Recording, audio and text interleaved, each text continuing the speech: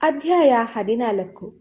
ಸಾಯಂ ದೇವನ ಗುರುಭಕ್ತಿಗೆ ಪ್ರಸನ್ನರಾದ ಶ್ರೀಗುರುಗಳು ಆತನ ಮೇಲೆ ಪರಮಾನುಗ್ರಹವನ್ನು ತೋರಿದರು. ಸಾಯಂ ದೇವನೇ, ನಿನ್ನ ಗುರುಭಕ್ತಿ ನಮಗೆ ಪ್ರಿಯವಾಯಿತು. ನಿನ್ನ ಮೇಲೆ ನಮಗೆ ವಾತ್ಸಲ್ಯ ಉಂಟಾಗಿದೆ. ನೀನು ತೋರುತ್ತಿರುವ ಈ ಗುರುಭಕ್ತಿಯಿಂದಾಗಿ ನಿನ್ನ ವಂಶಜರು ವಂಶಪಾರಂಪರ್ಯವಾಗಿ ನಮ್ಮ ಭಕ್ತರಾಗಿ ವರ್ತಿಸುವಿರಿ. ನೀನು ಕೃತಾರ್ಥನಾದೆ ಎಂದು ಆಶೀರ್ವದಿಸಿದರು. ಶ್ರೀ ಗುರುಗಳ ಆಶೀರ್ವಾದಗಳಿಂದ ಸಾಯಂ ದೇವನ ಮನಸ್ಸಿಗೆ ತುಂಬಾ ಆನಂದವಾಯಿತು. ಆತನು, ಹೇ ಗುರುದೇವ, ತ್ರಿಮೂರ್ತಿ ಸ್ವರೂಪರಾದ ನಿಮ್ಮನ್ನು ಮನುಷ್ಯ ರೂಪದಲ್ಲಿ ಕಾಣುತ್ತಿದ್ದೇವೆ.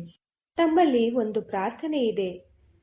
ಪ್ರದೇಶದ ಮುಸಲ್ಮಾನ ದೊರೆಯು ದುರಾಚಾರಿಯೂ ಕ್ರೂರಿಯೂ ಆಗಿದ್ದಾನೆ. ಪ್ರತಿ ವರ್ಷವೂ ಒಬ್ಬೊಬ್ಬ ಬ್ರಾಹ್ಮಣನನ್ನು ಕೊಲ್ಲಿಸುತ್ತಿದ್ದಾನೆ. ಈ ಸಲದ ಸರದಿ ನನ್ನದು. ನಾಳೆಯೇ ಆ ದುರ್ದಿನವಾಗಿದೆ. ಗತ್ಯಂತರವಿಲ್ಲ. ನೀವೇ ನನ್ನನ್ನು ಸಲಹಬೇಕು ಎಂದನು.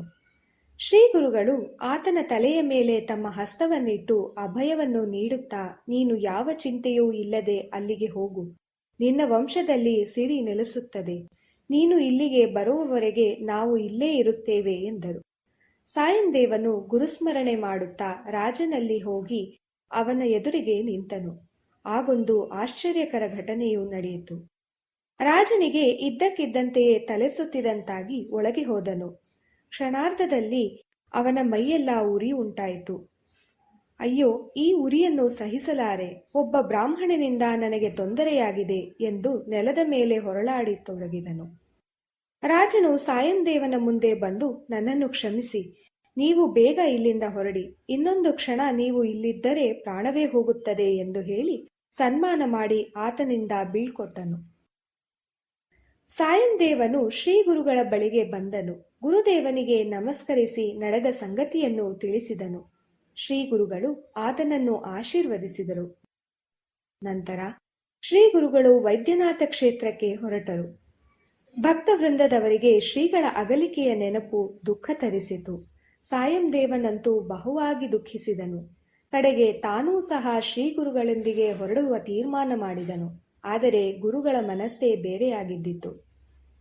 ಶ್ರೀಗುರುಗಳು, ಸಾಯಂ ದೇವ, ನಮ್ಮ ಆಶೀರ್ವಾದವು ನಿನ್ನನ್ನು ಕಾಯುತ್ತಿರಲಿರುವಾಗ ನಿನಗೆಂತಹ ಭಯ? ನಾವೀಗ ದಕ್ಷಿಣ ದಿಕ್ಕಿನತ್ತ ಹೊರಟಿರುತ್ತಿದ್ದೇವೆ. ಇಂದಿನಿಂದ 15 ವರ್ಷಗಳ ನಂತರ ನಿನ್ನ ಗ್ರಾಮ ಕಡನಂಚಿಯ ಸಮೀಪವೇ ನೆಲೆಸುವವರಿದ್ದೇವೆ. ಆಗ ನೀನು ನಮ್ಮನ್ನು ಭೇಟಿಯಾಗು ಎಂದು ಆತನಿಗೆ ಆಶ್ವಾಸನೆಯನ್ನಿತ್ತು ಆಶೀರ್ವದಿಸಿ ವೈದ್ಯನಾಥಕ್ಕೆ ಬಂದು ಗುರುಗಳು ಹಲವು ಕಾಲ ಅಲ್ಲಿಯೇ ನಿಂತರು. ಹೀಗೆ ಸಿದ್ಧಯೋಗೀಶ್ವರರು ಶ್ರೀಗುರುಗಳು ವೈದ್ಯನಾಥರಲ್ಲಿ ಬಂದು ನಿಂತದ್ದನ್ನು ಹೇಳಿದಾಗ ನಾಮಧಾರಕನಲ್ಲಿ ಒಂದು ಪ್ರಶ್ನೆ ಉದ್ಭವಿಸಿತು. ಅದನ್ನು ಸಿದ್ಧಯೋಗೀಶ್ವರರಲ್ಲಿ ಪ್ರಸ್ತಾಪಿಸಿದನು. ಗುರುವರ್ಯ, ತಾವು ಗುರುಗಳು ವೈದ್ಯನಾಥದಲ್ಲಿ ಉಳಿದರೆಂದು ಹೇಳಿದಿರಿ. ಅಂದ ಮೇಲೆ ಶಿಷ್ಯರೆಲ್ಲರೂ ವೈದ್ಯನಾಥದಿಂದ ಹಿಂತಿರುಗಿರಬೇಕಲ್ಲವೇ? ಆ ಬಗ್ಗೆ ದಯಮಾಡಿ ಹೇಳಿರಿ ಎಂದು ಪ್ರಶ್ನಿಸಿದನೆಂಬಲಿಗೆ ಸಾಯಂ ದೇವನಿಗೆ ಅನುಗ್ರಹವೆಂಬ ಶ್ರೀ ಗುರು ಚರಿತ್ರೆಯ 14ನೇ ಅಧ್ಯಾಯವು ಸಂಪೂರ್ಣವಾಯಿತು.